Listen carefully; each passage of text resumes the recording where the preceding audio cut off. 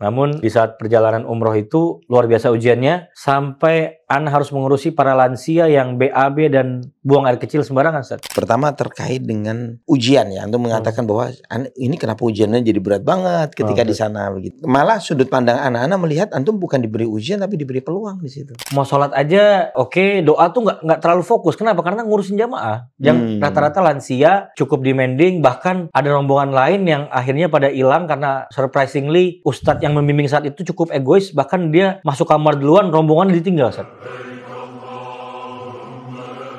Bismillahirrahmanirrahim. Assalamualaikum warahmatullahi wabarakatuh. Waalaikumsalam.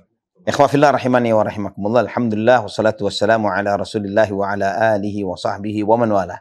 Alhamdulillah, pada kesempatan yang diberkahi oleh Allah Subhanahu wa taala ini kita bertemu lagi di dalam sesi cari kisah yang baru, dan kita bersama dengan tamu baru, teman baru, sahabat baru, yang setiap mereka yang baru ini selalu membawa hal-hal baru bagi kita semuanya. Walillahil hamdu wal minnah. Dan bersama kita saat ini saudara kita, teman kita, sahabat kita, Jody Salahuddin Akbar. Assalamualaikum warahmatullahi wabarakatuh. Waalaikumsalam warahmatullahi wabarakatuh. Masya Allah. Jody ini ikhwafillah rahimani wa rahimakumullah adalah seseorang yang ada di mana-mana. Ya, dia selalu ada dimanapun kita berada. Di KPMI dia ada, ya di Hijrah Bank dia pegang juga di situ. Kemudian tadi di mana tadi? Puldapi. Di Puldapi, Allahumma barik, Masya Allah. Di pesantren Bina Madani juga.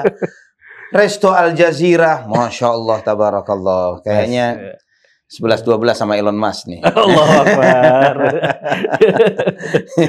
Masya Allah. Jadi apa kesibukan antum sekarang ini akhir-akhir sekarang ini? Ya, alhamdulillah Ana yang ngurus di Hijrah Bank, terus bisnis kuliner F&B Al Jazeera tadi, sama organisasi, Ustaz. Ya, Allah, alhamdulillah semuanya sejalan, karena kami di Hijrah juga di nuansanya syariah, dan semua organisasi yang Ana diberikan amanah, termasuk komunitas pengusaha muslim, di Puldapi, di pesantren, di MES DKI Jakarta, dan juga di SKPI, di Mualaf Center sama kayak antum, Ustaz. Ngurusin Mualaf Centernya di SKPI, Syarikat Kebangkitan Pemuda Islam itu, jadi semuanya sejalan itu. Dan alhamdulillah ya organisasi ini banyak membawa keberkahan juga, Ustaz. Bagi bisnis maupun ya urusan akhirat juga, Ustaz. Masya Allah.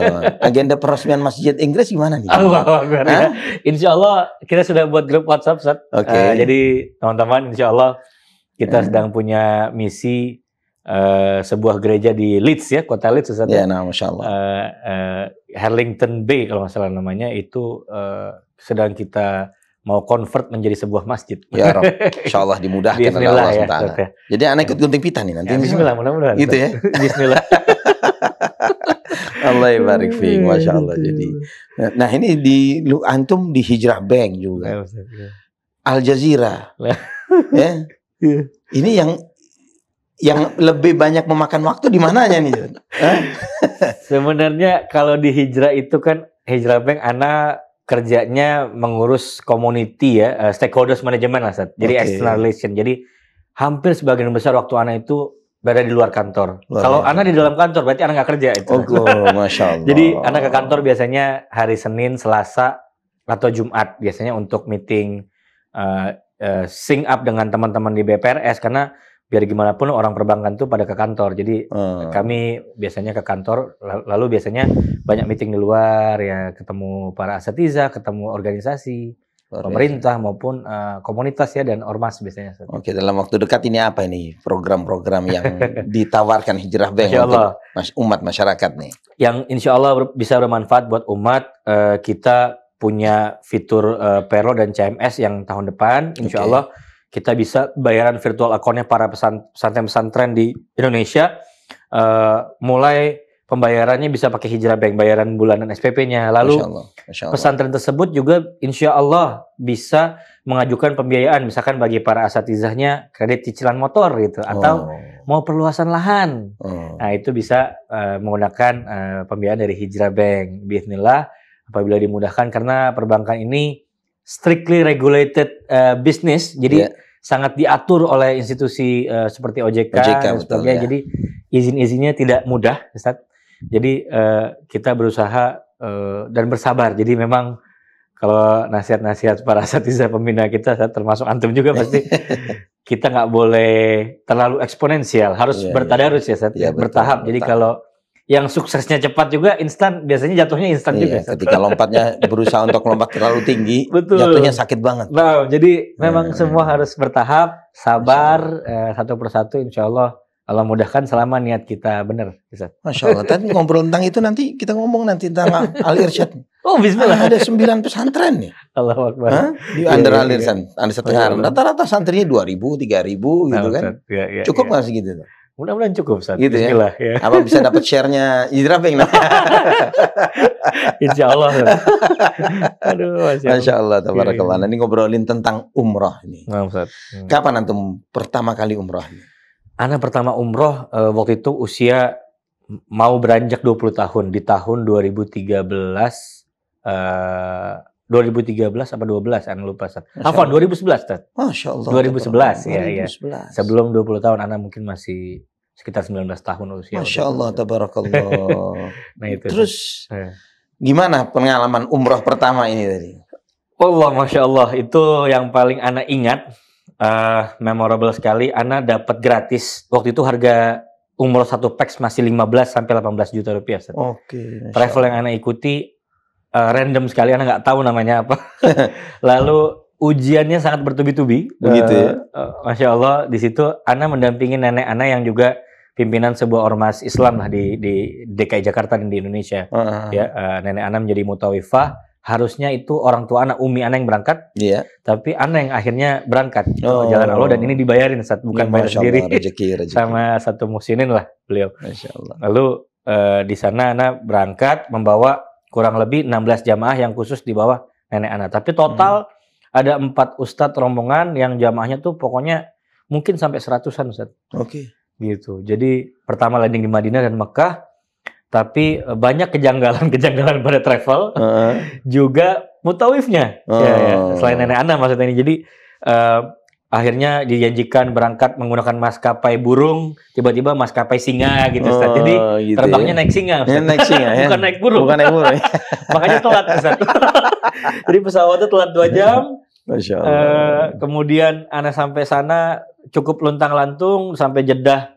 Itu landing juga lama nunggu bisnya. Begitu sampai hotel luntang-lantung lagi. Oh, nggak langsung check in hotel? Nggak langsung, Ustaz. Jadi semua nunggu berapa jam, capek dalam keadaan letih, dan jamaah Ana mayoritas lansia. Madinah, Makkah? Madinah dulu, Ustaz. Madinah, Jeddah, Madinah, Makkah terakhir. Oke, tapi kan antum di situ kan posisi sebagai jamaah, bukan? Asisten mutawif aja, Ustaz. Asisten mutawif. Ya. Masya Allah. Jadi Ana pertama umroh dan diajak nenek, karena nenek memang tiap tahun umroh atau haji. Beliau ada dari organisasi Islam lah, dari umat Islam. Ana bantu beliau, ya asistensi nenek. Di situ keadaannya kurang sehat, sampai batuk darah dan dokter melarang nenek untuk pergi. Tapi nenek tetap bersikeras, saya bisa gitu. Sampai dilarang oleh ke-8 anaknya termasuk umi Ana sendiri, ibu Ana, tetap berangkat.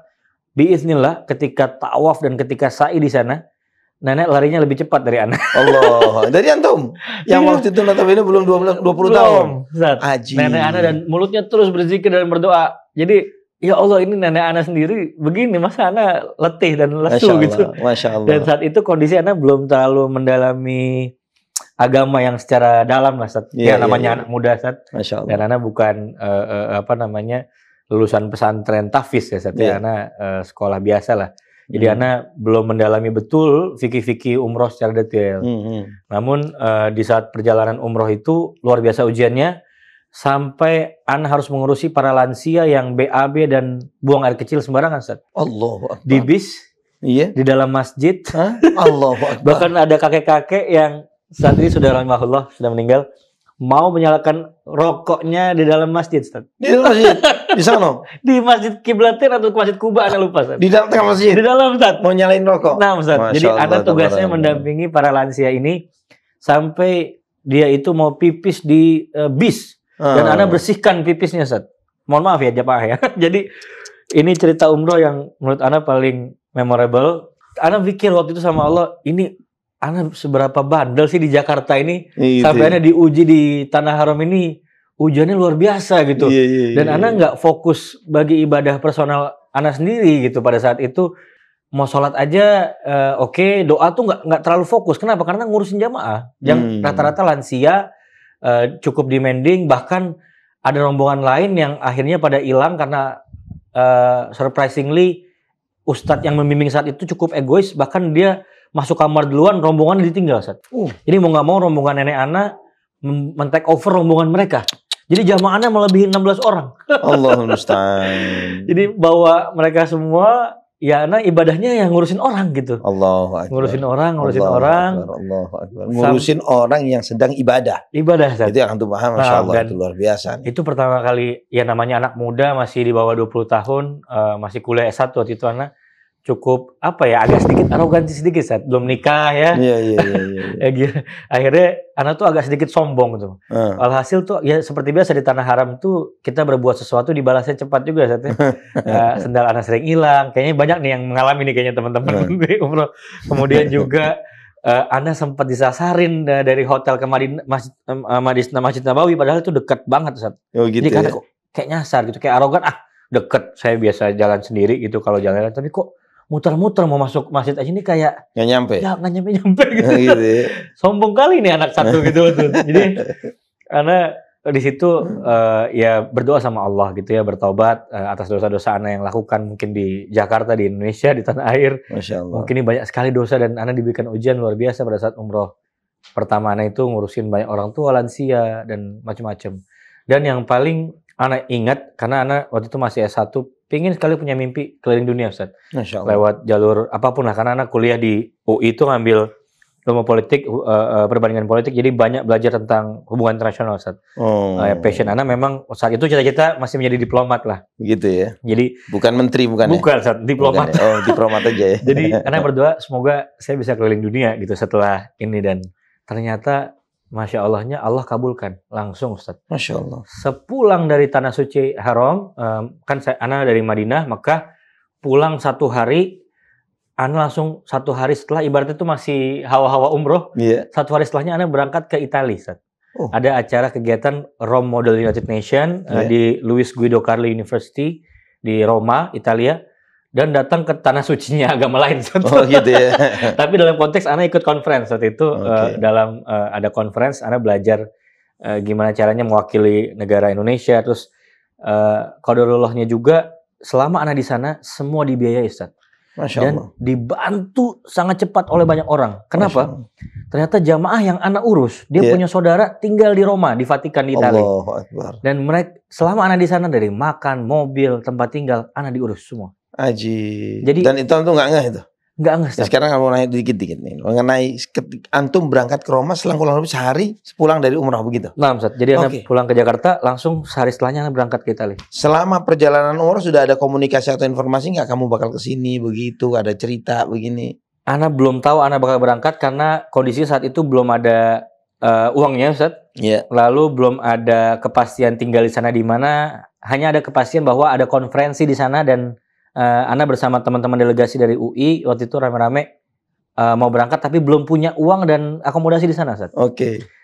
Tiba-tiba pulang sehari, ya ada sponsor dari salah satu brand swasta yang membiayai, dan juga maskapainya gratis dari Qatar Airways. Subhanallah. Naik Qatar Airways itu transit di Doha lalu ke Roma. Dan itu pertama kali Ana menginjak luar negeri, benua biru, ya, benua Eropa. Masya Allah. Nah, di situ luar biasa. Italia yang Ana pikir indah di film, ternyata tidak. Di Roma itu setiap jam pasti ada sirene lewat, dan kalau kata mitosnya mereka kan orang-orang Italia itu, dan di Roma pada khusus disusui oleh serigala. Sampai ada patungnya anak bayi laki-laki perempuan disusui oleh serigala. Makanya ada klub bola Lazio tuh Roma AS Roma lambangnya serigala.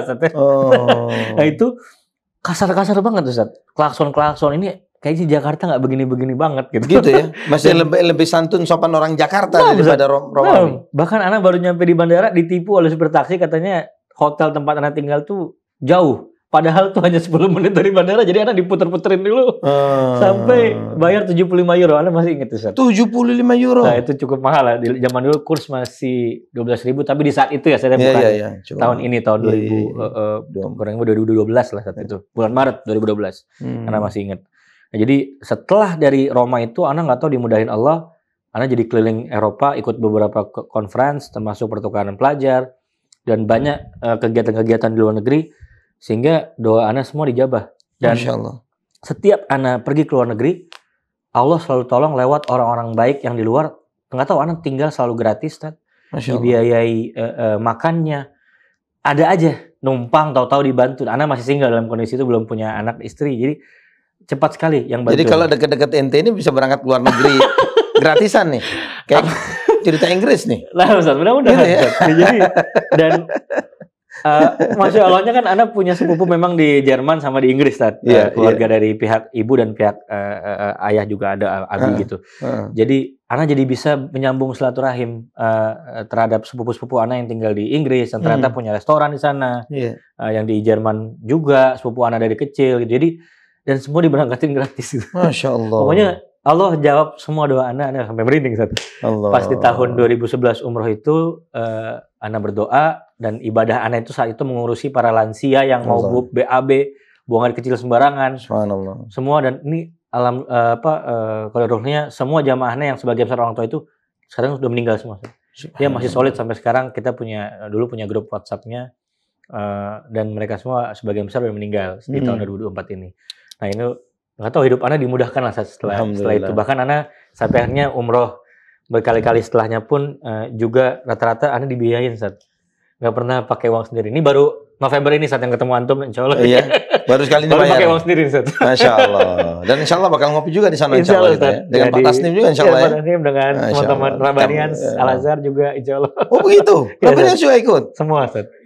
Haji. Ustaz Muhammad Ali Zeri, Ustaz Hamdi, semua bareng. Oh begitu. Masya Allah, tabarakallah. Begitu Ustaz ceritanya kira-kira. Nah, ini Masya Allah nih, dari yang antum ceritakan itu Anda melihat, Anda terkesan dengan salah satu hadis Nabi SAW. Ketika beliau menyampaikan terkait dengan bahwa bahwa manusia yang terbaik adalah orang yang paling memberi manfaat bagi orang lain.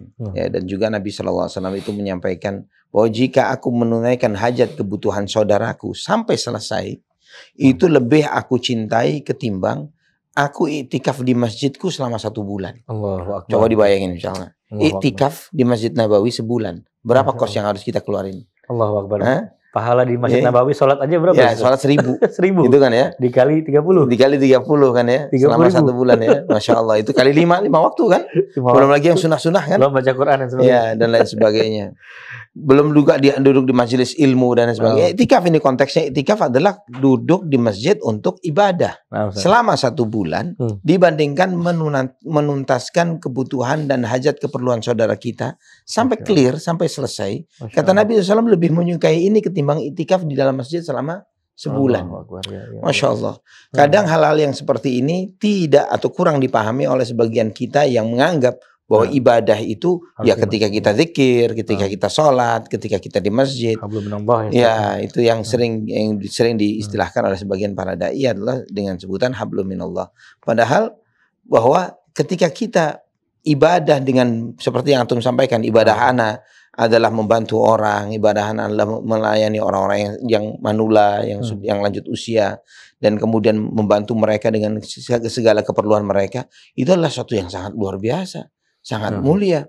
Ya, jika kita ini bagaimana Nabi SAW menyebutkan bersikap baik kepada seekor anjing saja bisa mengampuni dosa-dosa, bagaimana kepada manusia?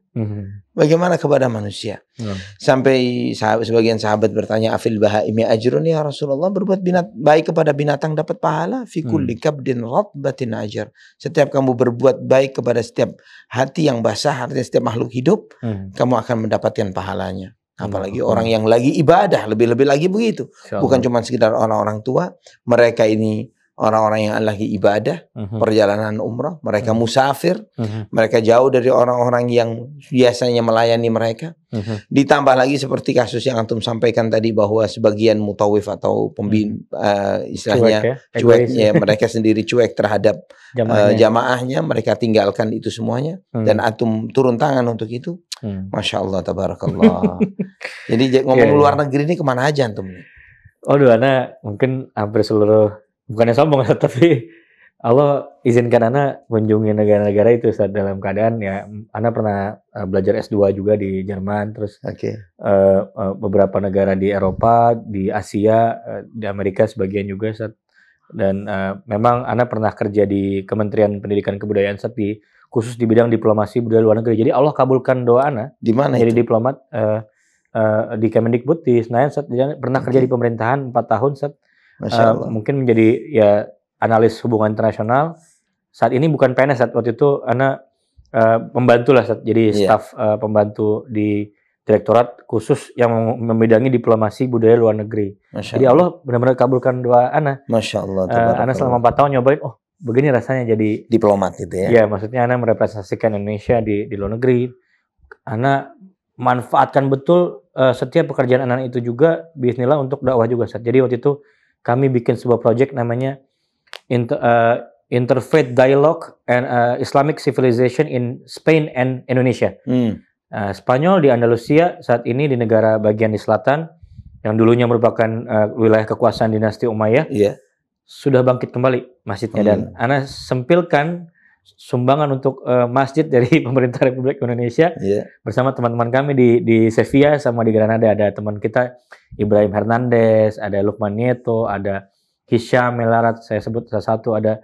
Dan di belakang Istana Alhambra sekarang sudah ada Masjid Granada, itu besar Ustaz, persis di belakangnya, dan dibangun di atas lahan gypsies. Gypsy itu orang-orang apa ya bahasanya Eropa Timur lah Ustaz, gypsy itu, tapi mereka tidak mau disebut gypsy ya. Rata-rata orang Romania segala macam. Lahan yang murah akhirnya sekarang jadi lahan yang mahal karena jadi tempat pariwisata dan dibangun masjid di situ Ustaz. Masya Allah. Dan mereka dinasti Umayyah itu punya semboyan yang luar biasa, la ghalib illallah Ustaz ya. Tidak ada kemenangan selain Allah, betul Ustaz ya. Selain karena Allah. Jadi pada saat mereka menaklukkan Spanyol itu mereka menulis itu la ghalib illallah, dan filosofinya sangat menarik Ustaz. Kenapa masjidnya dibangun di belakang Istana Alhambra? Dan pada saat mereka salam ke kanan, mereka akan melihat Istana Alhambra di kanannya, salam ke kiri. Kenapa? Kok? Supaya mereka ingat, jangan sampai mereka kembali ke masa itu. Kenapa? Karena orang-orang di masa dinasti Umayyah itu hancur, dinasti Islamnya, karena penyakit wahan, Ustaz.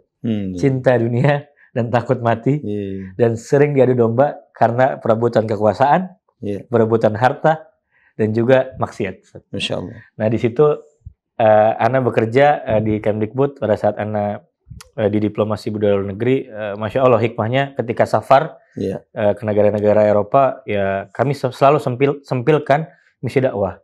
Saat itu Ana bersama teman-teman dari Muhammadiyah Ustaz ya, karena memang dari orang tua Ana backgroundnya dari Muhammadiyah, dari ibu Ana, Umi Ana. Jadi tokoh-tokoh Muhammadiyah yang saat ini juga sudah meninggal, para senior-senior, Ana bantu juga ke sana. Kita bikin sebuah diskusi interfaith dialogue, kita undang pendeta di sana, kita undang aktivis halal di Spanyol, aktivis masjidnya, lalu mereka pun membuat masjid dan ke masjid sembunyi-sembunyi. Mereka nggak boleh bilang ini akan jadi masjid, nggak, karena partai sayap kanannya di sana di Andalusia sangat melarang betul pembangunan masjid. Nah, karena semangat Reconquista itu penaklukan kembali dari Kristen ke Islam kan, pada saat itu Nasrani dari Asturias tidak bisa ditaklukkan, provinsi yang paling utara nih Ustaz, ke bawah. Jadi banyak sekali hikmah pada saat Ana keliling dunia itu Ustaz, dan itu semua Ana yakin selain karena doa orang tua Ana juga, itu doa Ana ketika umroh pertama tahun 2011 itu ya. Di mana yang Ana rasakan di sana kayaknya nggak ibadah, nggak fokus nih, nggak untuk diri sendiri, tapi lebih banyak ngurusin orang gitu. Masya Allah. Tapi ya Ana dinasihatin sama nenek juga sama orang tua bahwa ya umroh itu ya ibadah bukan hanya buat diri kita sendiri saja. Benar. Tapi tadi yang antum bilang Ustaz, ada hablum minallah, hablum minannas. Jadi kadang banyak juga orang fokus dengan sholatnya saja gitu. Tapi dengan orang lain sekitarnya atau tetangganya yang peduli, kelaparan, itu tanggung jawab kita juga. Betul. Betul. Jadi itu Ustaz, mungkin nih kebanyakan antum mungkin lebih paham kali ini. Luar biasa. Luar biasa. Memang gini, satu catatan juga terkait dengan yang antum ceritakan. Pertama terkait dengan ujian ya. Antum mengatakan bahwa ini kenapa ujiannya jadi berat banget ketika di sana begitu ya. Bahwa ujian itu ketika malah sudut pandang anak-anak melihat antum bukan diberi ujian tapi diberi peluang di situ. Masya Allah. Itu kan ya. Karena Allah Subhanahu wa taala ketika mengabulkan doa hambanya, Allah Subhanahu wa taala memberikan sebab-sebab kepada hamba itu yang dengannya dia layak untuk dikabulkan permohonannya. Ya kan? Ketika seorang minta taubat kepada Allah Subhanahu wa taala, minta bertaubat dengan tulus dari suatu maksiat dan dosa, maka otomatis dia akan ditetapkan oleh Allah jika Allah menghendaki untuk dia bertaubat, dia melalui satu fase di mana dia bertemu dengan titik balik taubatnya kepada Allah Subhanahu wa taala. Insyaallah. Ya, begitu. Dan juga bahwa memang benar yang antum ceritakan tadi bahwa ketika di tanah haram, jangan sampai karena sudah terlalu sering dan lain sebagainya, dan kemudian merasa arogan, merasa sudah ya saya kan muda, saya kan tahu ini dekat nih hotel dan lain sebagainya. Udah deh dan lain sebagainya, apalagi dengan itu kemudian egois gitu ya, tidak menjaga hati dan tidak memikirkan orang lain. Walaupun kita tahu bahwa yang seperti itu tidak hanya terjadi di tanah haram, artinya setiap bentuk kesombongan, egois dan lain sebagainya itu akan berbalik sial kepada orang yang bersangkutan. Ya, apakah itu dia lakukan di tanah haram atau di luar tanah haram. Karena Allah Subhanahu wa taala sendiri telah menetapkan misalnya hal jazaul ihsan illa ihsan. Bukankah balasan kebaikan itu adalah kebaikan yang serupa. Ya, bahwa di antara ketika kita bersikap baik, maka kebaikanlah yang insya Allah akan kita dapatkan.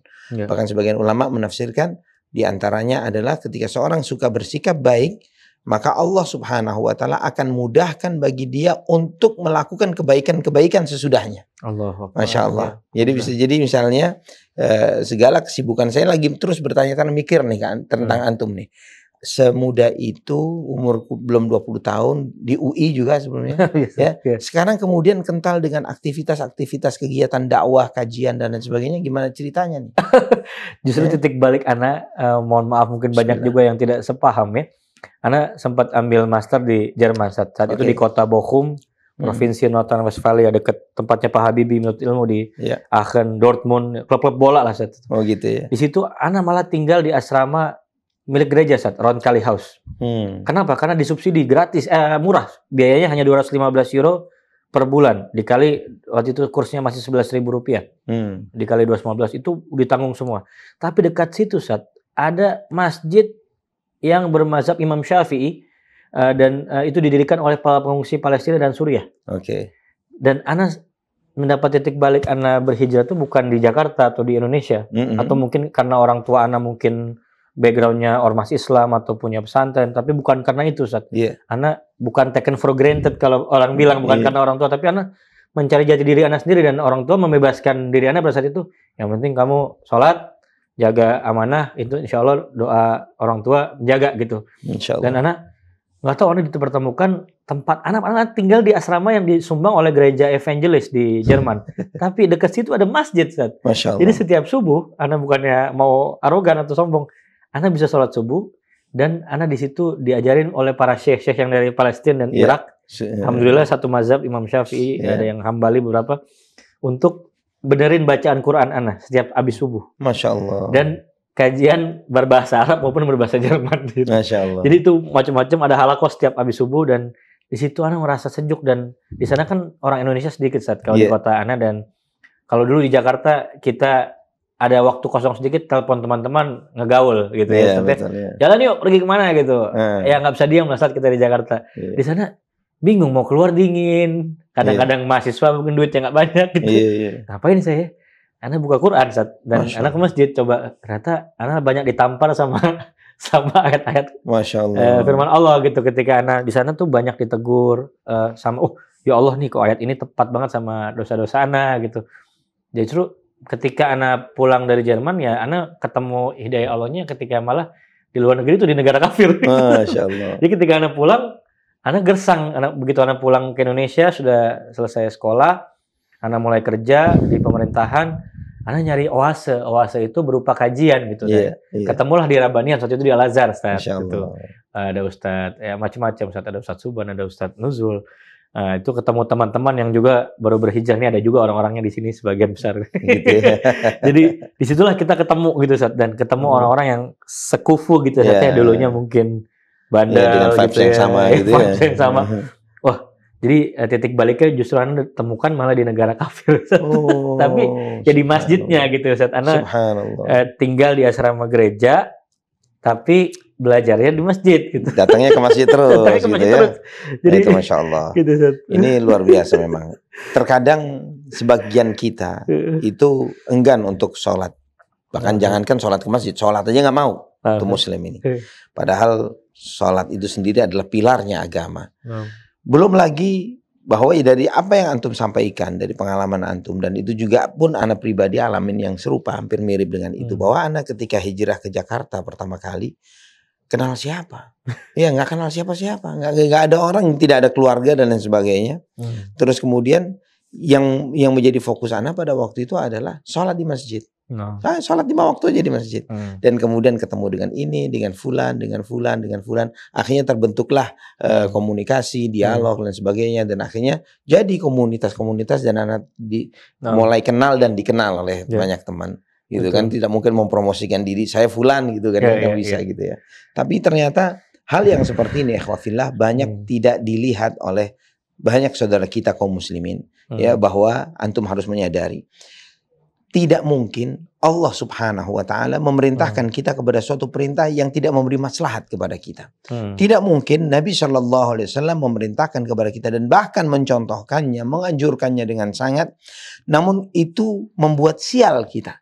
Bahwa dan dibalik ini semua ikhwafillah itu juga menunjukkan kehebatan agama yang mulia ini, yaitu dinul Islam. Bahwa di dalam dinul Islam antum melihat bahwa semua perintahnya ketika dijalani dengan baik akan memberikan kedamaian, memberikan keberuntungan dunia sekaligus pastinya di akhirat. Terus kemudian tadi cerita antum Masya Allah terkait dengan suka baca Quran. Nah ini, Ana sering kali menyampaikan kepada sebagian ikhwah di kajian-kajian, terutama kajian ummahat ya, bahwa tadabbur Quran itu kalau dilakukan, dipilih, dijadikan sebagai sebuah sarana yang dekat dengan setiap jamaah, maka tugasnya para ustadz itu lebih ringan. Lebih ringan. Kenapa? Karena tidak ada penasehat yang lebih baik melebihi Allah Subhanahu wa taala. Tidak ada ucapan yang lebih baik melebihi firman Allah Subhanahu wa taala. Jangan mencari inspirasi dari quotes-nya tokoh-tokoh apalagi kafir begitu ya. Dia bisa dapat apa namanya dari ini relate banget ini untuk saya nih. Misalnya dari siapa? Steve Jobs misalnya begitu ya. Atau siapa? Elon Musk atau dan lain sebagainya. Tapi kemudian untuk Al-Qur'an dia tidak bisa mendapatkan sesuatu yang menyentuh hatinya. Allah subhanahu wa ta'ala sampai menyebutkan dalam Al-Quran, fabi ayyi haditsin ba'dahu yu'minun. Jika ayat-ayat Al-Quran tidak bisa menggedor hatimu, tidak bisa memberikan nasihat dan pesan kepadamu, fabi ayyi haditsin ba'dahu yu'minun. Dengan ucapan siapa lagi mereka bisa beriman?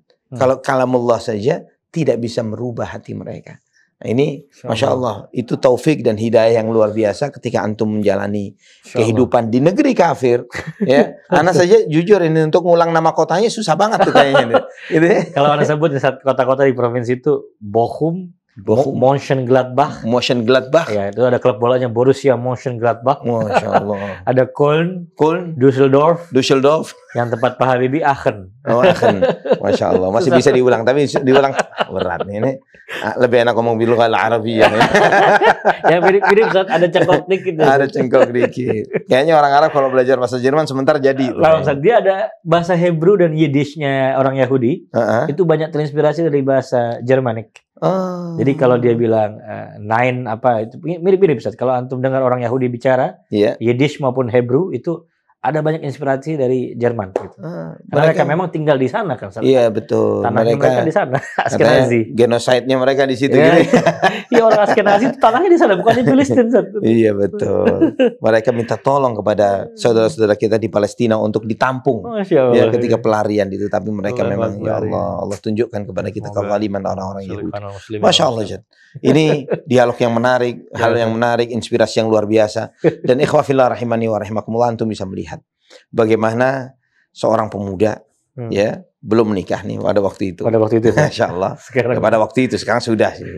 Ya alhamdulillah. Anak berapa sekarang? Satu perempuan. Ya Rabbana ya Karim, semoga dijadikan anak saleh ya Rabb. Amin Allah. Insyaallah taala. Subhanallah, beliau berangkat umrah atas ketentuan Allah Subhanahu wa taala. Gratis. Sehingga gratis. Dan kemudian beliau memiliki harapan-harapan sama seperti kita semuanya. Bahwa di antara nilai hidup, bahwa kita masih hidup, kita itu masih diberi kebaikan oleh Allah Subhanahu wa taala ketika kita masih memiliki keinginan di dalam hati, memiliki impian, memiliki cita-cita dan harapan. Ya, ketika seseorang itu masih memiliki harapan, maka dia adalah orang yang sedang hidup, yang masih hidup nih. Ketika sudah tidak memiliki harapan, dia putus asa, dia kecewa, sudah tidak ada harapan hidup untuk dia. Dan lebih dahsyat lagi, subhanallah, kita mendapatkan contoh bagaimana harapan itu dipanjatkan, ditujukan kepada yang berkuasa atas segala sesuatu. Maka jadi mengambil langkah dengan berangkat umrah dan kemudian bermunajat meminta kepada Allah Subhanahu wa taala, yang mungkin bagi sebagian kita ketika tidak memiliki keyakinan yang kuat kepada Allah Subhanahu wa taala, mungkin dia akan berpikir, apa iya ya, saya seorang baru mahasiswa, ini masih mahasiswa gitu ya, belum selesai kuliah, terus kemudian belum punya apa-apa, belum ada pekerjaan, terus minta keliling dunia. Dan kemudian semester 4 ya, keliling dunia dan dikabulkan. Itu di benak sebagian besar kita, jauh amat nih, mimpinya ketinggian nih, mintanya ketinggian gitu ya. Tapi tidak ada yang mahal bagi Allah Subhanahu wa taala, karena Allah Tuhan yang kita sembah, Allah yang kita mohon, meminta, berharap kepadanya adalah Al-Ghaniyyu Al-Karim, Maha Kaya dan Maha Memberi, Maha Dermawan. Allah Maha Kaya, Allah Maha Memberi, yang artinya tidak ada alasan bagi Allah untuk tidak memberi kepada kita. Nggak ada alasan. Yang kafir saja dikasih oleh Allah Subhanahu wa taala. Bagaimana dengan hambanya yang saleh, yang taat, yang beriman kepada Allah. Namun terkadang karena suudzonnya kita kepada Allah, kita sering berburuk sangka kepada Allah. Kita sering kali, ya Allah, kenapa saya kok dibeginikan, kenapa saya diuji begini, kenapa saya harus begitu. Dan karena buruk sangka kepada Allah. Coba kita refleksikan kepada misalnya contoh anak antum usia berapa, Jod? 5 mau 6, Ustaz. 5 mau 6. Tiba-tiba anak seusia segitu, Jod, minta duit. Ya, minta ngelnya ayah atau abin? Ayah. Ayah, minta duit dong 1 juta nih. Kasih nggak?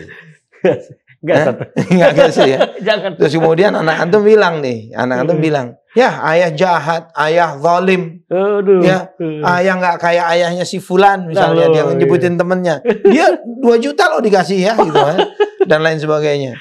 Ini kita tahu, jadi tahu bahwa semua klaim yang dituduhkan anak kita ke kita pada saat itu, ini nggak benar semua ini, nak. Bahwa ayah nggak ngasih kamu itu malah karena sayang. Betul. Karena ayah sayang karena ingin menjagamu. Dan ini perumpamaan yang sangat miniatur yang nggak mungkin dibandingkan dengan Allah Subhanahu wa taala. Walillahil matsalul a'la. Allah jauh lebih mulia. Allah yang Al-Alim, Al-Khabir, yang Maha tahu tentang maslahat hidup kita, besar kecilnya, jarak dekat, jangka pendek, jangka panjangnya, dunia akhiratnya. Maka jangan pernah berburuk sangka kepada Allah Subhanahu wa taala ketika kita memohon, meminta, berharap, ternyata tidak kunjung dikabulkan, karena Allah Maha tahu maslahatnya hidup kita. Masya Allah. Ada pesan-pesan untuk teman-teman kita ini? Ya, apa ya? Intinya kita benar-benar harus bertawakal sama Allah. Masya Allah. Apalagi kita yang ya baik itu di dunia usaha, di dunia pendidikan, di rumah tangga, di ekonomi ya. Ini nasihat juga bagi diri Anda sendiri ya. Maksudnya Anda juga sedang dalam melakukan hal ini juga saat Anda belum sempurna gitu. Iya, benar. Bertawakal itu penting sekali dan yakin sama Allah gitu, bahwa kita nggak bisa bergantung sama makhluk gitu. Benar-benar semua Allah gitu yang atur. Allah kasih surprise lagi di bawah, di atas ya. Masya Allah. Ya itu semua bisa terjadi gitu. Kita nggak usah overthinking lah. Gitu ya. Betul. Karena ujungnya semua masalah bakal lewat gitu. Ya, betul. Ya ini dunia doang gitu. Jadi sebesar-besarnya masalah, insya Allah selesai gitu. Masya Allah, Masya Allah. Gitu aja, Zat. Jadi kadang-kadang kalau lagi kena masalah yang besar sekalipun, mikir ini kan bakal selesai gitu. Iya. Ya udah, Bismillah gitu. Masya Allah. Gitu aja, Zat. Masya Allah, Masya Allah, Masya Allah. Jadi nggak usah overthinking lah, guys. Iya, Masya Allah, tabarakallah, Masya Allah. Ini nasihat yang luar biasa. Overthinking ini PR besar dari banyak anak muda sekarang. Mental health sekarang. Ya, mental health yang luar biasa, butuh healing ke sana kemari. Dan healing terbaik, insya Allah antum bisa umrah seperti Jody. Ya, amin. Nah, antum bisa menjalankan ibadah umrah di sana, bermunajat, mendekatkan diri kepada Allah secara fisik, secara lahir batin kita, bertaqarrub kepada Allah Subhanahu wa taala. Ketika antum memilih untuk mencari healing ke tempat-tempat dosa, maksiat dan sebagainya, mungkin akan hilang sesaat, tapi setelah balik lagi, setelah kembali ke rutinitas, maka itu akan kembali semua masalah itu bahkan akan jauh lebih besar lagi. Tapi tidak dengan ketika antum mendekatkan diri kepada Allah SWT. InsyaAllah jadi barakallahu fiik, jazakallahu khair.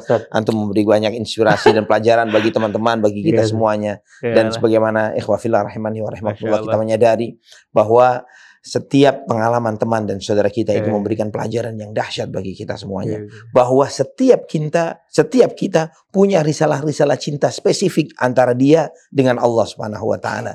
Dan antum pun layak untuk melakukan itu karena Tuhan kita Allah Subhanahu wa taala adalah Allah yang Maha mendengar, Allah yang Maha melihat, Allah yang Maha mengasihi, Allah yang Maha penyayang, Al-Barrur Rahim, Allah yang Maha baik, Allah yang Maha memberi kepada hambanya. Jangan pernah putus asa kepada Allah Subhanahu wa taala. Kita bersyukur kepada Allah Subhanahu wa taala atas segala nikmat, terutama nikmat Islam yang dahsyat ini. Dan insya Allah kita akan bicara lagi, ketemu lagi dengan kisah-kisah yang baru, dengan teman-teman yang baru, yang mereka ini juga akan menyampaikan hal-hal baru bagi kita, pembelajaran kehidupan yang insya Allah akan terus memberikan inspirasi kepada kita, membuat kita iman kita semakin kokoh, membuat kita semakin kuat. Karena sebagaimana kisah dari neneknya Jody yang dengan senioritas beliau, seorang nenek yang sebelum berangkatnya sempat batuk darah begitu namun kemudian subhanallah ketika jalan, ketika sa'i bisa lebih kencang daripada Jody yang waktu itu belum nikah, masih belum 20 tahun. Ya, itu mengisyaratkan kepada kita bahwa iman itu, kekuatan iman mengalahkan kekuatan fisik. Al-mu'minul qawiyyu khairun wa ahabbu ilallahi ta'ala minal mu'minid dha'if wa fi kullin khair. Mukmin yang kuat lebih baik dan lebih dicintai oleh Allah Subhanahu wa taala ketimbang mukmin yang lemah, dan dua-duanya adalah baik. Barakallahu fikum. Aqulu qouli hadza wassalamu alaikum warahmatullahi wabarakatuh.